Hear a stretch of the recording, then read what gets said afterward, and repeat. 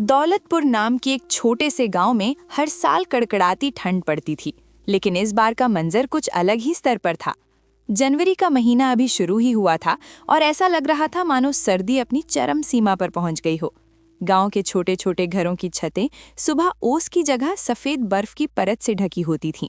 पेड़ों की शाखाएं मानो ठंड से सिकुड़कर बेजान हो गई थीं। सूरज भी ऐसा लगता था जैसे बादलों की मोटी चादर ओढ़े कहीं गहरी नींद में सो गया हो। ठंड का मौसम अमीरों के लिए तो सुहाना होता है, लेकिन गरीबों के लिए ये मुसीबत का पहाड़ टूटने जैसा है। ये कहानी है गोपाल के परिवार की, जिन पर इस बार का मौसम कहर बनकर टूटा था। हे ऊपर वाले, ये कैसी परीक्षा ले रहे हो? इतनी ठंड पड़ रही है कि घर से पैर निकालना भी दूभर हो गया है। लगता है इस बार ठंड पिछले सारे रिकॉर्ड तोड़ देगी। सच में जी, ऐसी बर्फ जैसी हवा तो मैंने पहले कभी नहीं देखी। बाहर जाने का तो मन ही नहीं करता। ऐसा लगता है ठंडी हवा बदन को चीरती हुई रूह तक निकल जाएगी। हाँ मीरा, और देखो तो सही, सूरज देवता भी जैसे हमारे साथ लुका छिपी खेल रहे हैं। दिन भर कोहरा छाया रहता है और शाम होते ही हाथ पैर सुन्न पड़ने लगते हैं। लगता है कि ठंड और बढ़ती ही चली जाएगी। इस ठंड ने तो सबकी हालत खराब कर दी है। पर आप बाहर कैसे जाओगे? आपको तो सुबह सुबह उठकर सेठ हीरालाल की दुकान पर जाना ही पड़ता है। हम तो फिर भी घर की दीवारों के बीच रहकर चूल्हे के पास थोड़ी गर्माहट ले लेते हैं। आपका क्या होगा? क्या करें मीरा, गरीबी में चैन कहाँ, काम तो करना ही पड़ेगा।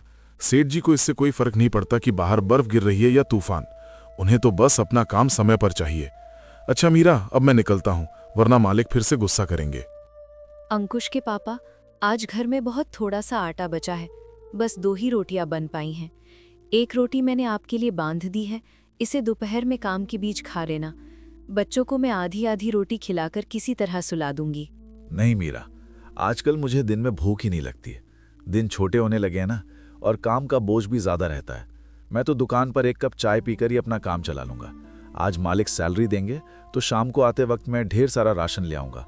तुम ये दोनों रोटियां बच्चों को ही खिला देना। मैं जानती हूँ कि सिर्फ 1 कप चाय से पेट नहीं भरता, पर हमारे हालात ही ऐसे हैं। अपना ध्यान रखिएगा। आ गया तू? बड़ी देर कर दी। चल जल्दी से ये सारे जूठे बर्तन धो दे, और सुन, बर्तन धोकर फटाफट अदरक वाली कड़क चाय बना, ग्राहक आने ही वाले होंगे। जी मालिक, अभी बर्तन धो देता हूँ। हे भगवान, इस बर्फ जैसे ठंडे पानी में हाथ डालना तो सजा भुगतने जैसा है। उंगलियां मानो पत्थर की हो गई हैं। लेकिन क्या करूं, गरीबी सब कुछ करा देती है। हाथ तो मानो जम ही गए हैं। इतनी ठंड हो रही है, क्यों ना 1 कप चाय मैं भी पी लूं? शरीर में थोड़ी गर्मी आएगी तो काम भी फुर्ती से होगा। ये क्या हो रहा है गोपाल? तुझे यहाँ चाय बनाने के लिए रखा गया है या खुद गटकने के लिए? मेरा नुकसान कर रहा है तू। मालिक, वो बहुत ज्यादा ठंड लग रही थी, हाथ सुन्न हो गए थे। बड़ी गलती हो गई, आगे से कभी ऐसा नहीं करूंगा। गलती? आज तो मैंने तुझे रंगे हाथों पकड़ लिया। न जाने रोज तू कितने कप चाय चोरी से पी जाता होगा। अब सुन, तेरे हर रोज के 2 कप चाय के पैसे मैं तेरी सैलरी से काटूंगा। मुफ्त का माल समझ रखा है क्या? लूटना शुरू कर दिया तूने। यूं ही तरह काम करते करते शाम हो जाती है। शाम को सेठ उसे आधी पगार देकर झिड़क देता है। मालिक, मुझे माफ कर दीजिए। अब से मैं चाय नहीं पीऊंगा, पर मुझे पूरे पैसे दे दीजिए। घर में राशन नहीं है और पहनने को गर्म कपड़े भी नहीं। अरे वाह, पूरे पैसे दे दूं और मुफ्त की चाय भी पिलाऊं? कोई धर्मशाला खोलकर नहीं बैठा मैं। चल अब भाग यहां से, कल से आने की जरूरत नहीं है। गोपाल आधी तनख्वाह से थोड़ा आटा लेकर घर आता है। इस बार तो आप बहुत कम राशन लाए हैं, क्या बात है जी? मालिक ने मुझे काम से निकाल दिया मीरा। बस 1 कप चाय पीने के जुर्म में उन्होंने मेरी आधी पगार काट ली और मुझे निकाल दिया। हे भगवान, तूने ये ठंड का मौसम बनाया ही क्यों? तुझे भी हम गरीबों के साथ मजाक करने में मजा आता है क्या? तुम परेशान मत हो मीरा, देखना एक दिन सब ठीक हो जाएगा। ये कुछ पैसे बचाए हैं, तुम अपने और बच्चों के लिए स्वेटर ले आना। नहीं, आपको इसकी ज्यादा जरूरत है। आप पतले कुर्ते में बाहर जाते हैं, आपकी तबीयत खराब हो जाएगी। आप अपने लिए स्वेटर लाइए। बच्चों के पास पुराने सही मगर गर्म कपड़े हैं, लेकिन आपके पास नहीं है। और मेरा आधा दिन तो रसोई में ही चला जाता है। चूल्हे में आग जलते रहती है तो इतना ठंड नहीं लगता। ठीक है, मैं काम की तलाश में जाता हूँ वहीं से गर्म कपड़े भी ले लूंगा। गोपाल काम की तलाश में भटक रहा है। बाहर बहुत हवा चल रहे थे और ठंड भी बहुत गिर रहे थे। वो एक काका के पास जाके पूछता है, काका, कुछ काम है आपके पास मेरे लायक तो दे दीजिए, मैं सब काम कर लूंगा। अभी थोड़े पैसे की दिक्कत है घर में काका। मेरा काम अभी बिल्कुल ठप सा हो गया है गोपाल। मेरे पास तुम्हें देने के लिए पैसे भी नहीं है। मेरा खुद का गुजारा बस किसी तरह हो रहा है। वो काफी लोगों से काम के लिए बात करता है, लेकिन उसे कहीं काम नहीं मिलता। हे भगवान, अगर कुछ काम नहीं मिला तो मेरे घर का गुजारा कैसे होगा? गोपाल खुद से बात कर ही रहा था कि तभी उसे एक कमजोर बुढ़िया मिलती है। बेटा, क्या तुम मेरी मदद कर सकते हो? मेरा घर यहाँ से थोड़ी दूर है और मैं इस ठंड में बहुत थक गई हूँ। ये सामान मेरे घर तक पहुँचा दोगे? तुम्हारा बड़ा एहसान होगा। बिल्कुल माताजी, चलिए मैं अभी आपका सामान पहुंचा देता हूँ। गोपाल अम्मा के साथ सामान लेके चल पड़ता है। ये लो अम्मा, आ गए घर पे। अम्मा, आप यहाँ अकेली रहती हैं? आपके साथ और कोई नहीं रहता? नहीं बेटा, मेरे परिवार में कोई नहीं है, बस ये मेरी लक्ष्मी है। मैं बूढ़ी हो गई हूँ, ठंड इतने बढ़ गई है ना, इसलिए जंगल गए थे लकड़ियाँ लेने, लेकिन आते समय थोड़ी देर हो गई। वो तो भगवान का शुक्र है कि तुम मिल गए। अच्छा ठीक है अम्मा, अब मुझे जाना चाहिए। मुझे काम की तलाश में अब थोड़ा और जाना होगा। अच्छा बेटा, ठीक है। मैं चाहती हूँ कि तुम इसे अपने साथ ले जाओ। ये बहुत दूध देती है, मैं इसका ख्याल नहीं रख पाती। तुम इसका अच्छे से ख्याल रखना, ये तुम्हें अच्छा मुनाफा भी देगी। ठीक है अम्मा, अगर आप इतना जोर दे रही हैं तो मैं लक्ष्मी का ख्याल अपनी संतान की तरह रखूंगा। इतना बोल के गोपाल घर आ जाता है। मीरा ने जब गोपाल को लक्ष्मी के साथ देखा तो वो बोले, अरे ये गाय किसके लिए आए हो आप? कितनी सुंदर है। तब गोपाल मीरा को सारी बात बता देता है। और इसी तरह अम्मा ने मुझे अपनी लक्ष्मी सौंपी और अच्छे से ख्याल रखने के लिए भी कहा। अम्मा ने इसे हमें दिया है, अब ये हमारे परिवार का हिस्सा है। अब हम इसका अच्छे से ध्यान रखेंगे। जी बिल्कुल, हमारी अपने बच्चों जैसा। मैं लक्ष्मी के लिए जाके थोड़ा चारा ले आता हूँ। रात को लक्ष्मी को भूख लगेगी तो हम क्या देंगे इसको, इसलिए मैं अभी जाके ले आता हूँ। जी ठीक है, आप जाके ले आएं कुछ लक्ष्मी के लिए। गोपाल जंगल की तरफ चला जाता है और थोड़े समय बाद चारा ले आता है और लक्ष्मी को खिलाता है। रात हो जाती। अगली सुबह लक्ष्मी बहुत सारा दूध देती है। देखो मीरा, लक्ष्मी ने कितना सारा दूध दिया है। इतना सारा दूध तो हम पी भी नहीं पाएंगे। ये तो बहुत अच्छी बात है। लाइए मैं सबसे पहले थोड़े चाय बना देती हूँ।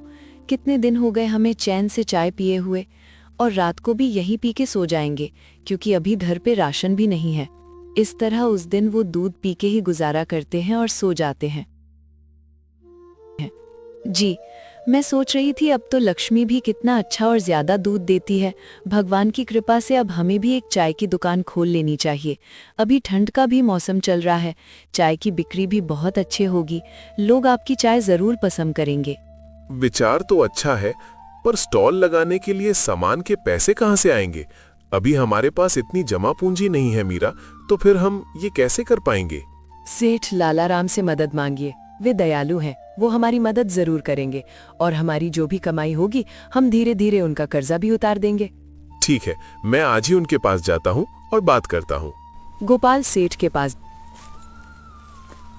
सेठ जी, मुझे कुछ पैसे उधार चाहिए थे। मैंने ठंड में चाय की दुकान खोलने का सोचा है, इसलिए मुझे कुछ पैसे दे दीजिए।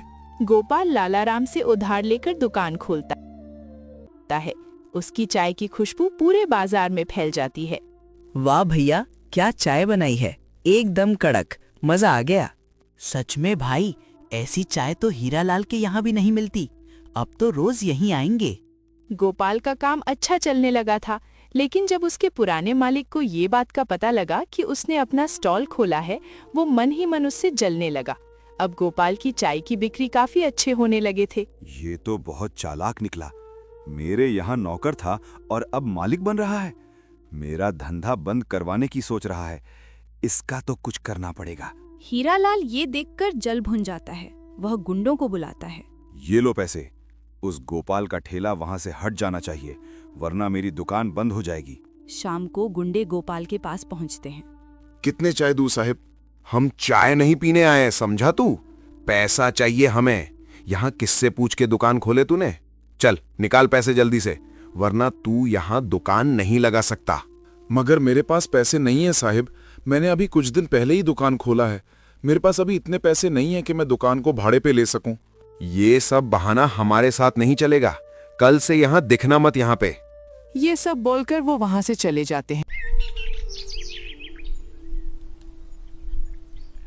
अगले दिन गोपाल फिर दुकान लगा देता है।